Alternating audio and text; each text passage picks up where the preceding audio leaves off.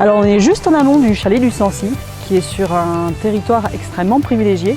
C'est un territoire qui permet de faire de la montagne toute l'année et pour tous les niveaux. C'est un chalet qui s'est construit avec le développement du ski alpin, puis qui a été reconstruit dans les années 80 avec cette architecture qui est assez originale, avec cette toiture multipans, mais qui de fait aujourd'hui ne correspond plus aux attentes des usagers, présente de nombreux problèmes de conformité par rapport aux réglementations, que ce soit incendie, sanitaire, hygiène. Et enfin, en termes environnementaux, c'est un bâtiment qui a vécu et qui consommait beaucoup en énergie pour le chauffage. Et donc le projet, c'était déjà de faire une réhabilitation du lieu, du site et du lieu. Donc on a décidé de conserver cette architecture un peu atypique et par contre de réhabiller tout l'intérieur.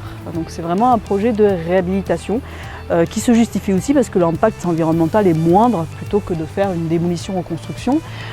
Par contre, on avait besoin de quelques surfaces additionnelles.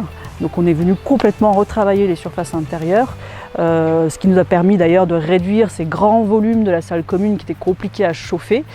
Donc on a agrandi les espaces des étages supérieurs avec des nouveaux planchers qui ont été créés. L'idée de réinterpréter le Cantou, ça vient des usages qu'il y a ici dans le Massif central. C'est une grande cheminée qu'il y a dans l'habitat rural et qui permet de rentrer carrément dans la cheminée qui est le seul espace chauffé du bâtiment. Et ça devient quasiment une pièce où on a des usages comme la cuisine ou les usages conviviaux pour parler et pour se rencontrer.